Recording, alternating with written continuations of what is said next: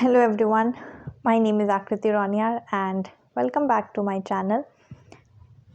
In today's video I'll be sharing beginner strategy कि वो लोग कैसे तैयारी करें and little tips and tricks. So पहली बात तो पेपर 1 एंड पेपर 2 होता है जैसे कि सबको पता है एंड नए लोग को अगर नहीं पता है तो पेपर 1 100 मार्क्स का एंड पेपर 2 200 मार्क्स का, total 300 marks. Now, the first and the foremost thing that I want to tell you guys is please give much weightage to paper 2 as it is your core subject. So, you will have to have that conceptual understanding. You'll have to develop those, you'll have to build those concepts and you'll have to have that next level understanding, okay, as it is your core. Now, paper 1 okay, paper 1 में क्या है कि आप कुछ चीज़ें रट्टाफिकेशन apply कर सकते, but paper 2 में रट्टाफिकेशन आप बिल्कुल नहीं अप्लाई कर सकते. ठीक है, पेपर 2 में आप रट्टाफिकेशन करने का सोचिएगा भी मत. पेपर 1 में तो some at some topics and some units you will have to memorise एंड जैसे कि पेपर 1 के टॉपिक्स ले लेते हैं जिनमें आपको रट्टाफिकेशन की ज़रूरत है. वो है पीडी, उसमें आपको चाहिए रट्टाफिकेशन करना पड़ेगा. And higher education is fully उसमें रट्टाफिकेशन का फुल रिक्वायरमेंट है. हायर एजुकेशन प्री इंडिपेंडेंस से लेके post independence everything from start till end till date, सब कुछ डेट्स ईयर बहुत सारी चीज़ें हैं, उसमें आपको रट्टाफिकेशन चाहिए. एंड पीडी में चाहिए पीपल डेवलपमेंट एनवायरनमेंट में. And on the other hand and communication में आपको कुछ चीज़ों में चाहिए, कुछ कुछ टर्म्स है उसमें चाहिए, बाकी सब में नहीं. रिसर्च में अगर देखा जाए तो रिसर्च में पूरा कंसेप्चुअल क्लैरिटी आपको चाहिए, उसमें कोई रट्टाफिकेशन नहीं है. उसमें न्यूमेरिकल्स भी है, जो न्यूमेरिकल्स आपको प्रैक्टिस करने होंगे क्योंकि आजकल न्यूमेरिकल्स पूछे जा रहे हैं. एंड पेपर 1 की टीचिंग एप्टीट्यूड इज़ समथिंग जो पता नहीं कौन से पुराने साइंटिस्ट कितने सारे थ्योरी लगा के चले गए एंड हमें परेशान करके चले गए. तो उसमें क्या है कि टीचिंग एप्टीट्यूड में भी आपको रट्टाफिकेशन की ज़रूरत है. तो teaching aptitude and environment and higher education, paper 1 की ये 3 यूनिट में आपको रट्टाफिकेशन चाहिए. बाकी सब पेपर 1 में भी आपको DI ले लीजिए, मैथ्स ले लीजिए, ये सब प्रैक्टिस करने होंगे आपको. एंड लॉजिकल रीजनिंग, वो फुल्ली कंसेप्चुअल अंडरस्टैंडिंग आपको लेनी पड़ेगी, वरना you can not. LR is something आपको डेप्थ पे जाके फुल क्लैरिटी होना चाहिए, वरना आप LR सॉल्व नहीं कर सकते. वो सॉल्व करना है, वो आपको it's something like little bit like maths समझ लीजिए. तो वो अंडरस्टैंडिंग, वो प्रैक्टिस होना पड़ेगा, उसमें वो प्रैक्टिस चाहिए. LR में प्रैक्टिस चाहिए, जैसे मैथ्स में प्रैक्टिस चाहिए, DI में प्रैक्टिस चाहिए, LR में भी प्रैक्टिस चाहिए कुछ पार्ट में, एक्चुअली मोस्ट पार्ट में. एंड कुछ सम पार्ट तो ठीक है, वो थोड़ा बहुत याद करना पड़ेगा. एंड रही बात टीचिंग हो गया, रिसर्च हो गया, ICT के कुछ टर्म्स है जिसमें आपको अगेन रट्टाफिकेशन की रिक्वायरमेंट है. But on the other hand कुछ अगेन चीज़ें हैं जैसे न्यूमेरिकल्स हो गए, कुछ चीज़ें वो सब आपको कन्वर्जन्स एंड ऑल वो सब प्रैक्टिस करनी होंगी. फिर एंड कुछ और भी चीज़ें हैं जो उसमें भी आपको कंसेप्चुअल अंडरस्टैंडिंग रखना होगा, बट थोड़ी बहुत उसमें भी याद करने की ज़रूरत है. एंड LR मैंने बता ही दिया. जो भी पेपर 1 का it's done. Now paper 2 is something जो सबका कोर है. आप अगर आज के डेट में आप सोचिए कि आप रट्टाफिकेशन करके पेपर 2 क्वालिफाई कर लेंगे तो guys it's not possible. It's not at all possible because paper 2 is something जिससे अगर जैसे मान लीजिए एक हाइपोथेटिकल सिचुएशन ले लेते कि आप पेपर 2 आपने you gave more importance to paper 2, ठीक है, and little less importance to paper 1, तो आप क्वालिफाई कर जाएंगे एग्ज़ाम, ठीक है। ये चीज़ समझना बहुत ज़रूरी है, क्योंकि मैंने एक गलती की थी जो मैं अपने इससे प्रीवियस वाली वीडियो में बता चुकी हूँ, तो जिन्होंने भी वीडियो देखेंगे तो समझ जाएंगे मैं क्या कहना चाह रही हूँ। तो अगर आप पेपर 2 में इंपॉर्टेंस दे रहे हैं थोड़े ज़्यादा और पेपर 1 में कम इंपॉर्टेंस दे रहे हैं, तो ये चीज़ वर्क कर जाएगी, ठीक है, ये चीज़ आपके फेवर में वर्क करेगी। लेकिन on the other hand, if you are giving more importance to paper 1 and little less importance to paper 2, this will not work guys.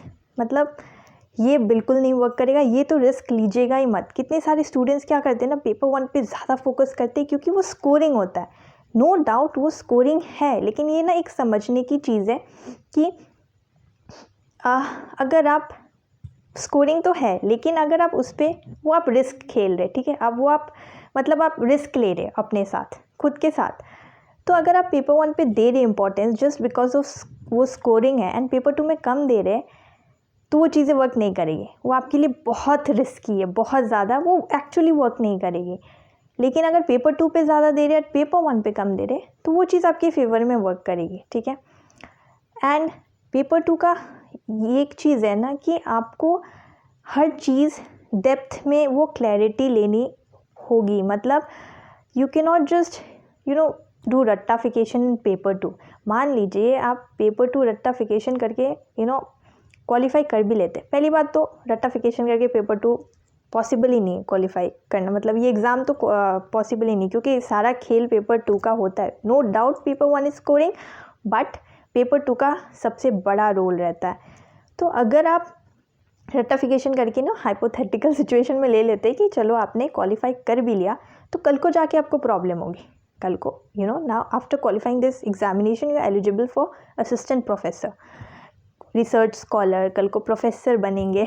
तो आपको अगर अंडरस्टैंडिंग होगी ही नहीं पेपर 2 में, वो आपका कोर है, तो आप आगे चल के कैसे पन्ने पे पन्ने लिखेंगे एंड कैसे पढ़ाई करेंगे एंड कैसे पढ़ाएंगे तो आप प्रोफेसर बनने वाले हैं, आप प्रोफेसर बनने जा रहे हैं, तो आपको वो अंडरस्टैंडिंग होनी होगी। क्योंकि पेपर 1 आपको लंबे टाइम तक वो लेके नहीं चलना है, लेकिन पेपर 2 को तो लेके चलना है ना। तो पेपर 2 पे ज़्यादा फोकस करना बहुत ज़रूरी है। बट बच्चे क्या करते हैं, एस्पिरेंट्स क्या करते हैं कि पेपर 1 जस्ट बिकॉज स्कोरिंग है ना, तो पेपर 1 पे सारा इनपुट दे देते। एग्ज़ाम मान लीजिए लक फैक्टर की वजह से किसी का क्वालिफाई हो भी जाता है, तो आगे चल के आपको बड़ी ही वो चीज़ दिक्कत देगी।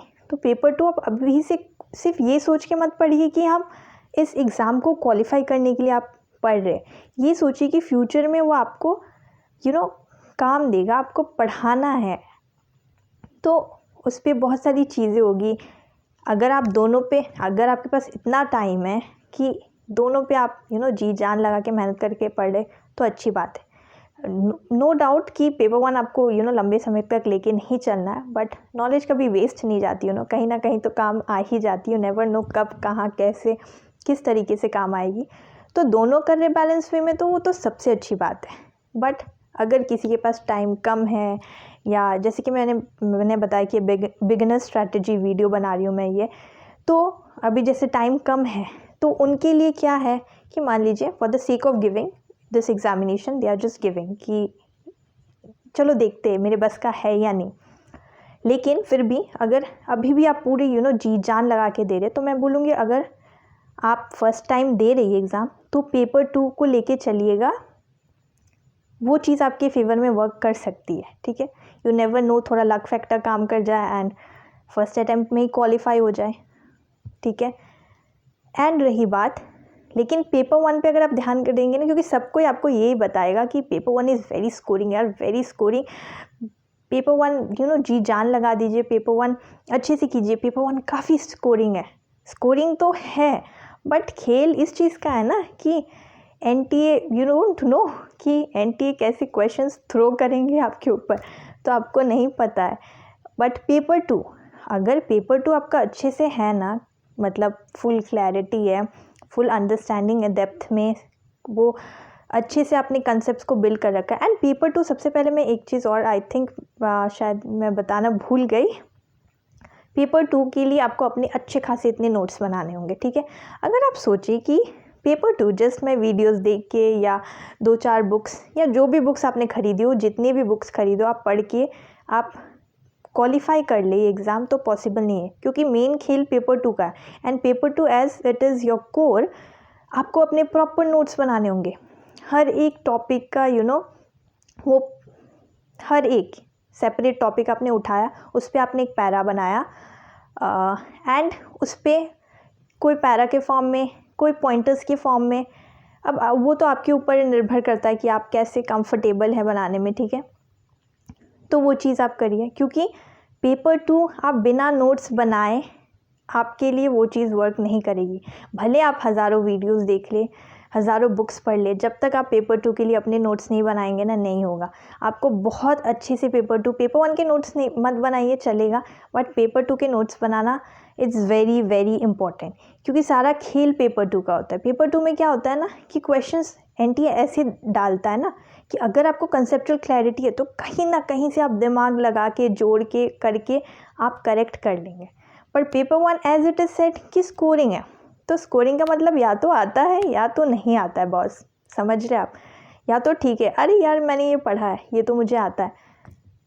दूसरी चीज़, अरे यार इसको तो आइडिया ही नहीं है, पढ़ा ही नहीं है, रट्टा वाला चीज़ हो गया ना, तो पता ही नहीं है, तो ये चीज़ है। बट पेपर 2 क्या है कि वो बहुत घुमाते फिराते हैं और वैसे क्वेश्चन देते, तो उसके लिए आपका कंसेप्चुअल क्लैरिटी बहुत स्ट्रांगली आपको बिल्ड करना होगा हर टॉपिक में, तभी जाके आप पेपर 2 में अच्छा स्कोर कर सकते हैं। एंड पेपर 2 इज़ लाइक रामबाण for qualifying this net examination. तो सारा खेल पेपर 2 का है। तो बिगिनर्स को मैं यही कहना चाहूँगी कि अगर आप अभी से तैयारी कर रहे या 1-2 महीने से लगे हुए हैं, तो पेपर 2 पे ज़्यादा फोकस करिएगा, क्योंकि पेपर 2 ही आपको बचाएगा। वो जितना भी tough question, paper 2 no doubt बहुत टफ़ क्वेश्चन पूछते, पर जितना भी टफ़ पूछे, अगर आपके पास वो नॉलेज है पेपर 2 का, तो आप कहीं ना कहीं से वो दिमाग लगा लेंगे, वो अंडरस्टैंडिंग रख लेंगे एंड आंसर लग ही जाएगा करेक्ट। तो इस चीज़ पे ज़रूर फोकस करिएगा। And yeah that's it for today. And अगर आपको मेरी वीडियो से थोड़ी भी हेल्प मिल रही है, guys please like, share and subscribe. And yeah that's it. Thank you for watching. Thank you.